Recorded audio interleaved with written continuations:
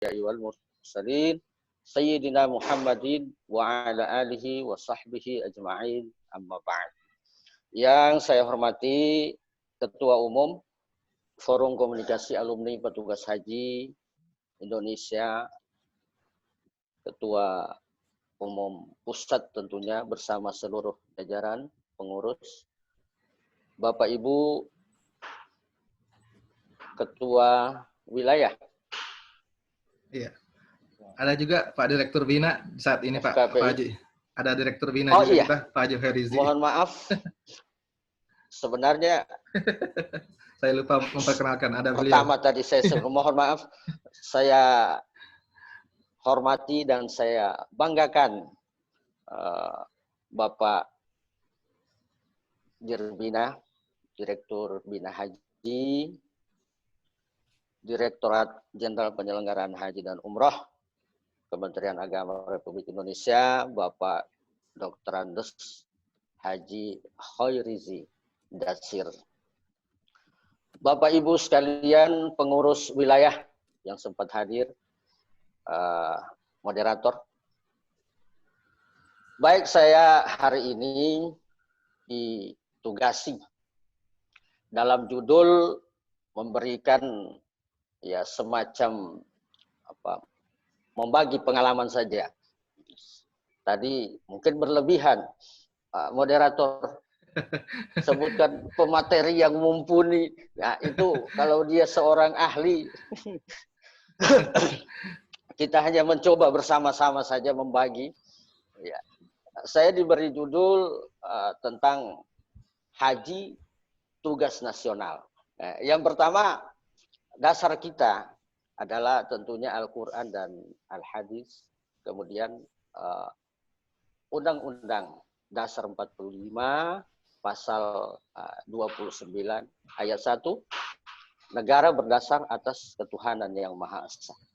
Yang kedua adalah Ayat 2, negara menjamin kemerdekaan tiap-tiap penduduk untuk memeluk agama masing-masing dan beribadah menurut agamanya dan kepercayaannya itu. Selanjutnya, dasar kita adalah Undang-Undang Nomor 8 Tahun 2019 ya, tentang penyelenggaraan haji dan umroh. Baik, saya mencoba membagi ya, tugas haji adalah tugas nasional, ya haji adalah tugas nasional. Di sini saya coba mempetakan ada dimensi ibadah, kemudian ada dimensi sosial budaya, ya, dimensi politik. Dalam dimensi ibadah, kita tahu bahwa pelaksanaan ibadah haji ini adalah sesuatu yang sangat-sangat didambakan oleh seluruh umat muslim dimanapun dia berada, ya. Karena dalam pemahaman ketauhidan, ya, dalam pemahaman ketauhidan seorang muslim, ya, untuk kesempurnaan, ya, keislamannya itu setelah dia melaksanakan tentunya 2 kalimat syahadat, melaksanakan sholat, puasa, zakat, ya, maka dia ingin sempurna dengan pelaksanaan ibadah haji. Ya. Apalagi menyangkut tentang ketauhidan, tentang keimanan seseorang, di mana haji itu ya memberikan peluang-peluang amal yang sangat banyak kepada umat Islam yang menunaikannya. Ya. Misal ketika seorang muslim melaksanakan ibadah haji, lalu ia melaksanakan sholat di Masjidil Haram, akan diberikan pahala 100.000 kali nilai pahalanya ya, ketika dia melaksanakan sholat. Setelah itu dia melaksanakan ibadah haji, ya, maka dalam pemahaman ketauhidan dia, ibadah haji yang dia laksanakan adalah ibadah yang sempurna, sehingga nilai kemabruran haji itu bisa menjadikan dirinya menjadi orang yang suci, orang yang terlepas dari atau dimaafkan segala dosa-dosanya. Artinya bahwa pada saat itu dia melaksanakan haji. Semua proses perhajiannya diterima oleh Allah Subhanahu wa taala dalam amalan-amalan yang baik. Luar biasa. Sehingga siapapun, kapanpun, dan berapapun biaya yang harus dibutuhkan oleh seseorang, tapi kalau dia ingin, dia mampu, dia akan paksakan. Walaupun saat ini kita memiliki masa tunggu, ya, masa tunggu yang sangat-sangat jauh. Kalau Sulawesi Tengah dari saat ini masa tunggu jamaahnya mendaftar tahun ini 19 tahun akan datang baru bisa melaksanakan ibadah haji. Selain itu, panduan-panduan selain dari rukun Islam yang kelima, ya, dalam beberapa ayat Al-Quran menyatakan walillahi 'alan nasi hijjul bait man istata'a ilaihi sabila, bahwa kewajiban manusia kepada Allah itu adalah untuk menunaikan ibadah haji, ya, sesuai kemampuannya. Ya, makanya ada syarat dalam penyelenggaraan ibadah haji kepada calon jemaah haji itu, ya, salah satunya adalah istita'ah. Ya, mampu secara finansial, dia mampu secara fisik. Saya kira ini adalah kemampuan internal secara personal. Ya. Di ayat lain disebutkan dalam surah Al-Hajj, wa'azim fin nasi bil hajj ya'tuka rijalan wa ala kulli dhamir ya'tina min kulli fajjin 'amik. Ya, maka berserulah kepada manusia untuk melaksanakan ibadah haji. Ya, mereka akan datang dengan berjalan kaki, ya, mengendarai onta yang kurus. Mereka akan datang dari tempat yang jauh, ya, dari segala penjuru. Ini adalah panggilan-panggilan, merupakan dasar-dasar kepada jamaah haji kita, kepada umat muslim kita, bagaimanapun, seperti apapun, dia memaksakan kehendaknya untuk melaksanakan ibadah haji. Saya kira ini adalah suatu panggilan ketauhidan, ya, panggilan ketauhidan kepada umat muslim. Mungkin dari dimensi ibadah. Kemudian untuk dimensi sosial budayanya, kita mengenal ada kultur sosio-religius. Kultur sosio-religius ini sesungguhnya sudah terbentuk, ya, sesungguhnya sudah terbentuk pada zaman terdahulu. Ya, bagaimana hubungan antara masyarakat Indonesia pada saat itu dengan masyarakat sebagian, ya, warga Arab Saudi, ya, yang ketika itu masuk ke Indonesia melalui pedagang-pedagang Gujarat Arab, menyebarkan Islam dari pantai utara Jawa, ya, pantai selatan Sulawesi sampai Sumatera. Ya. Artinya bahwa pada saat itu ada pertalian, ya, seakan-akan ada nilai persaudaraan, ya, antara Arab dan Indonesia. Ya. Karena orang-orang Arab itu masuk ke Indonesia menyebarkan agama Islam. Ya, nilai sosialnya di situ adalah ketika umat Islam ingin melaksanakan ibadah haji, selain mereka melaksanakan ibadah mahdhah tersebut, maka di dalam benak mereka akan pergi ke Arab Saudi untuk menjumpai saudara-saudara mereka yang pernah datang di Indonesia. ini mungkin.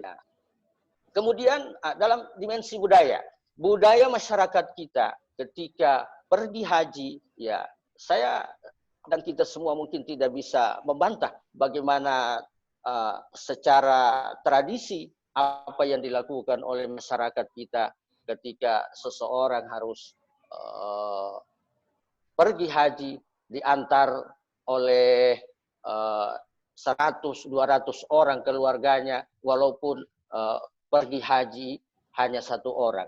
Ya, dengan 1 mobil, tapi pengantar ada 50 mobil. Dia tidak tahu kalau di asrama haji itu tidak bisa masuk. Tapi inilah semangat, ya secara tradisi masyarakat kita yang tidak bisa kita bendung. Nah, ini adalah semangat dan kebanggaan tersendiri, ya, dalam sistem budaya kita. Kemudian masih ada lagi dimensi sosial lainnya, bahwa ketika dia berhaji maka seakan-akan status sosialnya itu adalah status sosial yang berada dalam tataran yang tertinggi. Ya. Mohon maaf Pak, kalau di kampung saya ini, Masya Allah luar biasa. Kalau seorang haji itu, ya haji, Mas mari Pak, kita di depan tidak ada tempatnya haji dalam sebuah hajatan itu kalau dia di belakang sana. Dia sampai kalau perlu di kamar di depan. Kira-kira seperti itu. Bagaimana dimensi sosial budaya, ya. Nah, kemudian ada dimensi politik, ya. Ada dimensi politik ini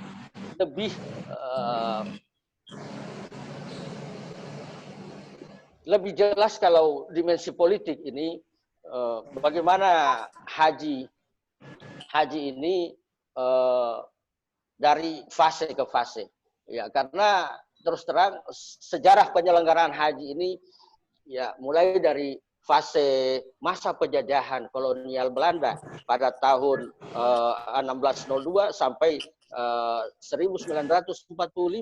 Kemudian ada fase kedua, masa kemerdekaan 1946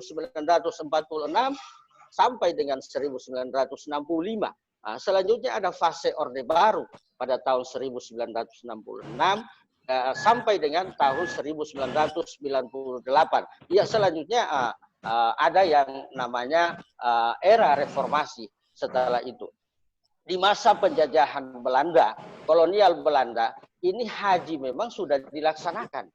Haji sudah dilaksanakan, akan tetapi pada saat itu masyarakat kita melaksanakan ibadah haji ya sangat-sangat terbatas jumlahnya, sangat-sangat terkekang, ya, karena tekanan-tekanan dari pemerintah kolonial Belanda. Ya. Pemerintah kolonial Belanda itu memberikan kebijakan, memberikan leluasa kepada masyarakat Indonesia, khususnya umat Islam, untuk melaksanakan ibadah haji hanyalah sebatas etis politik, ya. Seakan-akan bahwa pemerintah Belanda ini tidak menghalang-halangi rakyat Indonesia untuk melaksanakan ibadah haji. Akan tetapi di balik itu, di balik politik kolonial Belanda, sesungguhnya dia sangat mencurigai ketika umat Islam Indonesia ini melaksanakan ibadah haji.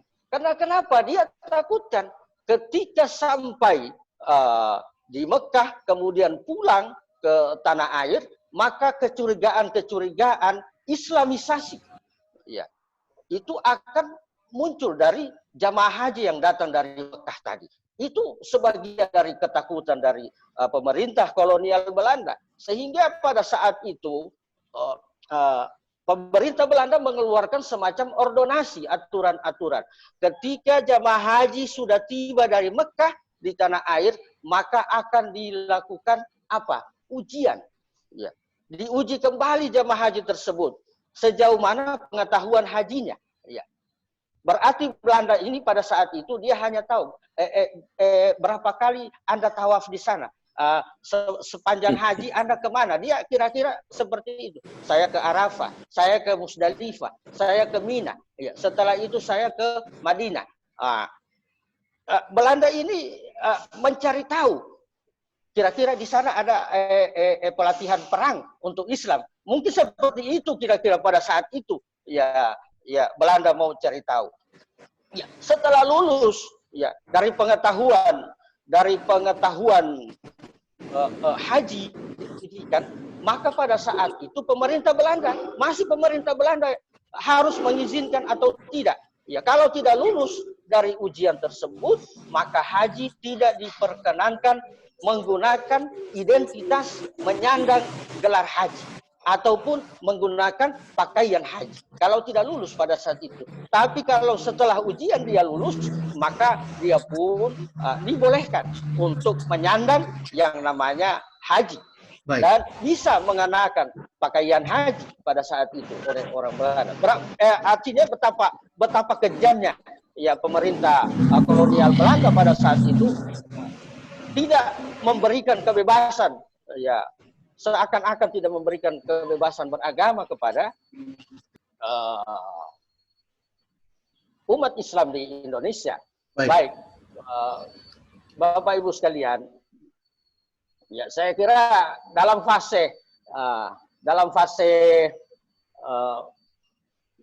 penjajahan tersebut, ya penjajahan kolonial Belanda dari tahun 1602 sampai dengan 45 banyak sekali peristiwa-peristiwa yang menjadi catatan sejarah kita tentang pelaksanaan ibadah haji kita. Ya, walaupun pemerintah Belanda memberikan fasilitas kapal untuk jemaah haji kita berangkat, tapi kapal yang diberikan pada saat itu dalam sejarahnya adalah kapal barang yang memuat ternak, yang memuat barang-barang lain, sehingga tidak ada ruang untuk istirahat kepada jemaah haji kita, dipaksakan ditumpuk dalam satu tempat. Ya, seperti itu kira-kira. Kemudian ada fase setelah kemerdekaan. Ya. Untuk haji, fase setelah kemerdekaan ini tahun 1948 pemerintah Indonesia mengirim misi haji ke Arab Saudi. Ya, di antaranya pada saat itu Kiai Haji Muhammad Adnan, Haji Ismail Banda, Haji Saleh dan lain-lain. Ya, melakukan upaya peningkatan layanan haji dan bertemu langsung dengan Raja Arab Saudi, yakni Raja Al Saud, ya, Raja Al Saud di Arab Saudi. Ya, pada saat itu bahwa mereka berhasil ya melakukan lobi-lobi peningkatan layanan kepada jamaah haji. Untuk pelayanan jamaah haji Indonesia, sehingga pada tahun 1949 ya jumlah jamaah haji kita berkisar 9.892. Pada saat itu juga sudah ada panitia haji sebanyak 27 orang. Panitia haji mungkin saat ini kalau kita kenal dengan PPIH, ya tim kesehatan sebanyak 14 orang. Ya. Karena di fase ini sudah ada PHI, ya, penyelenggara haji Indonesia di setiap karasidenan. Nah, pada saat itu memang ini masih dalam bentukan pemerintah Belanda. Residen itu adalah dalam bentuk pemerintah daerah yang dibentuk oleh Belanda. Jadi seakan-akan Belanda memberikan kebebasan, tapi dia memegang, ya, karena karasiden ini dikuasai oleh Belanda. Ya. Berarti pada tahun 1949 sudah ada petugas haji, sudah ada petugas kesehatan. Nah, kita yakin pada saat itu 1949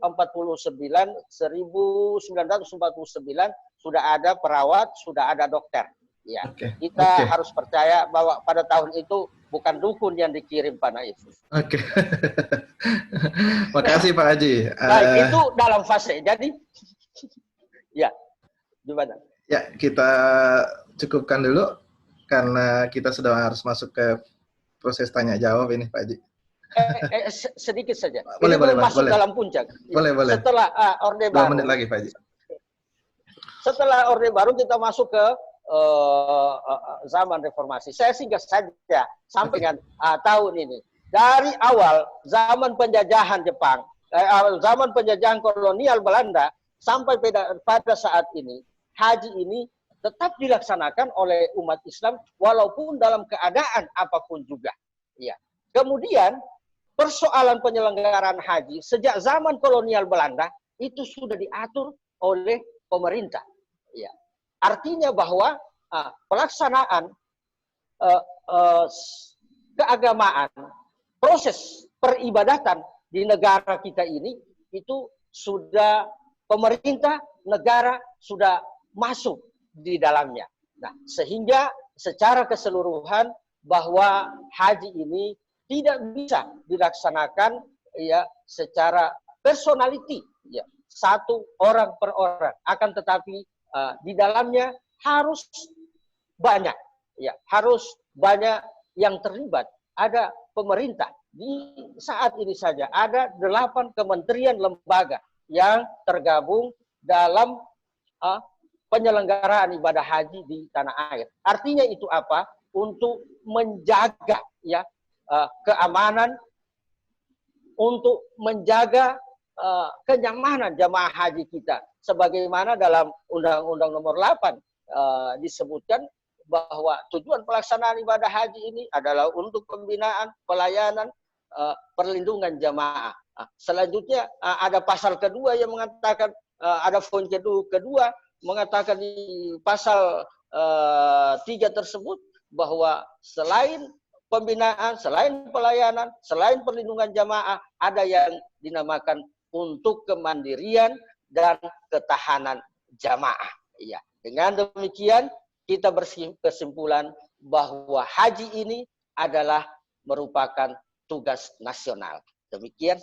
Wassalamualaikum warahmatullahi wabarakatuh. Waalaikumsalam warahmatullahi wabarakatuh. Ada 3 poin menarik yang disampaikan oleh Pak Haji Lutfi Yunus, diantaranya tentang dimensi ibadah, sosial budaya, dan politik seputar haji tugas nasional. Kami membuka kesempatan 1 orang penanya. Silakan Bapak Ibu melambaikan tangan, saya akan nyalakan mikrofonnya kalau ada yang bertanya, karena nanti juga akan kita mendengarkan statement dari Pak Dirbina kita, Bapak Haji Khairizi.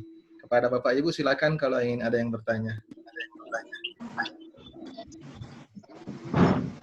Silakan Bapak Ibu kalau ada yang ingin bertanya.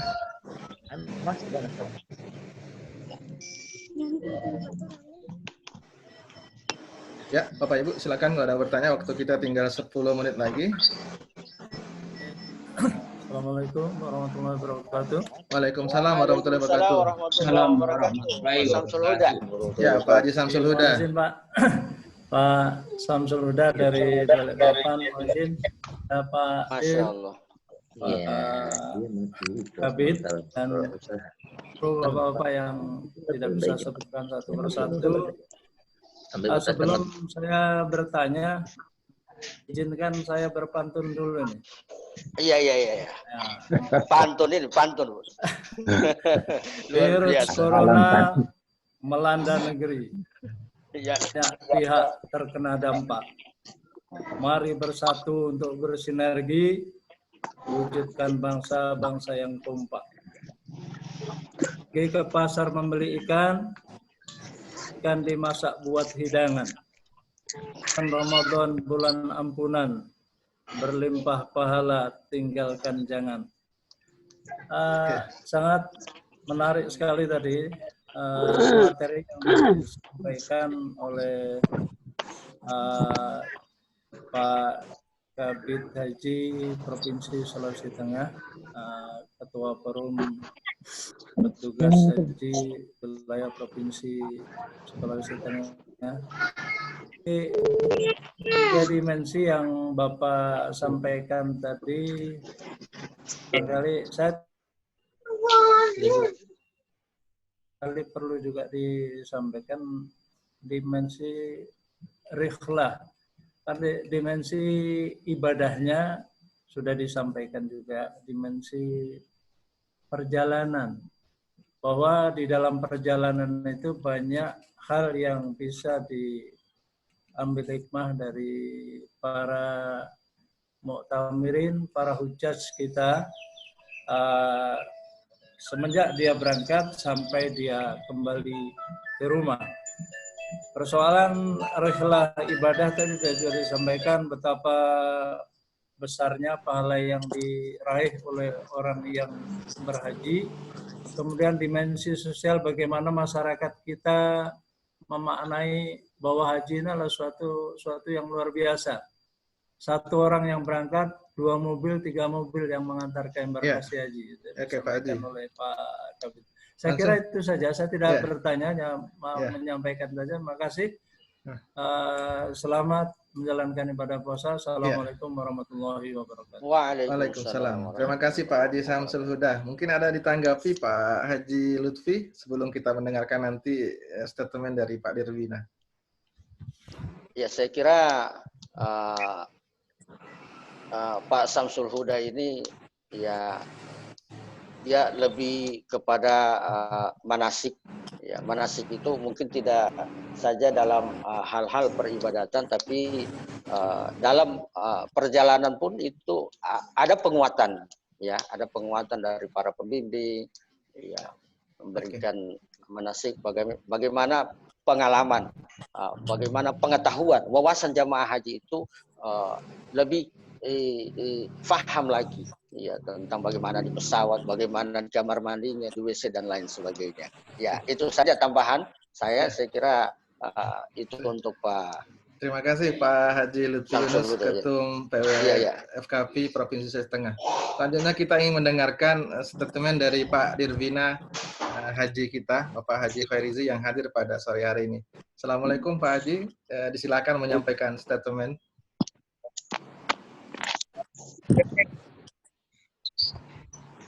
Assalamualaikum Pak Direktur.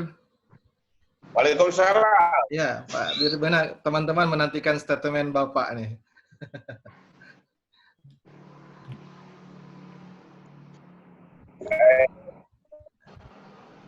Ya, Pak Haji. Ya. Buat anggota ya Pak Kewin.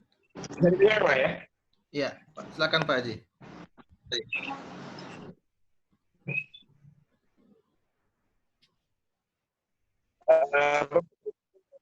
Apa yang disampaikan oleh Pak Lutfi tadi sangat bermanfaat buat kita. Tapi yang jelas di dalam undang bagaimana dikatakan oleh Pak Lutfi tadi, tujuan penyampaian dan perlindungan agar kita dapat mandiri dan mempunyai ketahanan. Nah, hari ini kita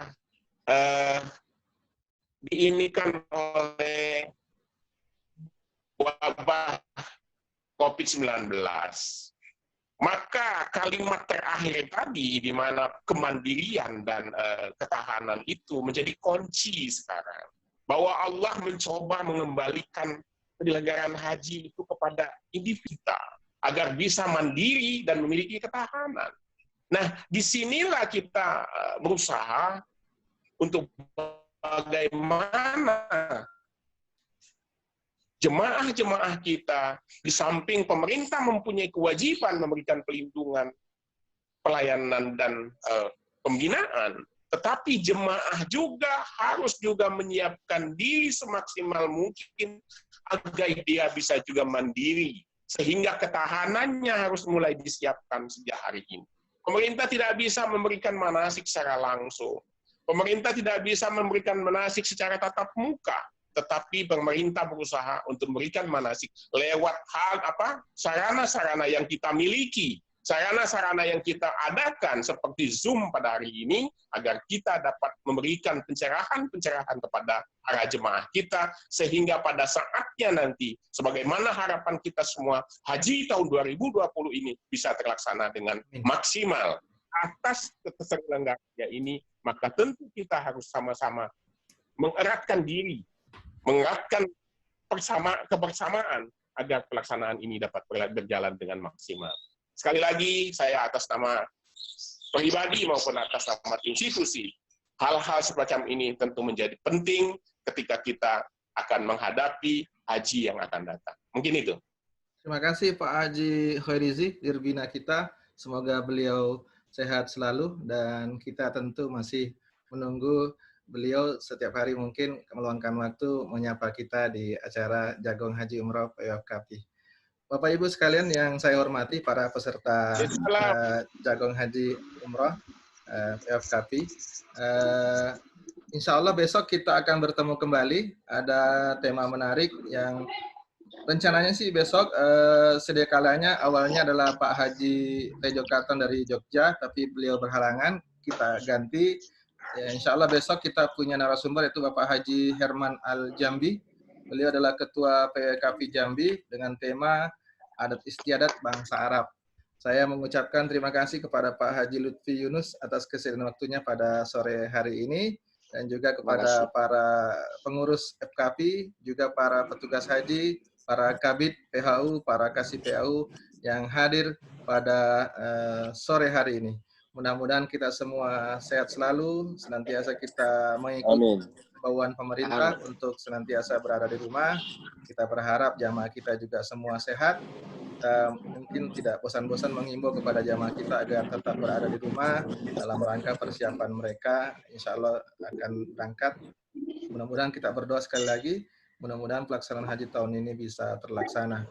Saya sebagai host dan moderator pada sore hari ini mengucapkan mohon maaf apabila waktu kita sangat singkat, dan juga apabila kita tidak bisa banyak berdiskusi karena keterbatasan waktu kita. Saya mohon keistiqomahannya bahwa setiap hari PWKP, FKP maksud kami, pengurus komunikasi Unit Petugas Haji Indonesia, setiap harinya akan mengadakan kajian seperti ini dengan tema-tema yang sangat menarik, yang sangat sayang kalau kita lewatkan. Lebih dan kurangnya mohon dimaafkan. Wallahul muwaffiq ila aqwamit thoriq. Assalamualaikum warahmatullahi wabarakatuh. Waalaikumsalam warahmatullahi wabarakatuh.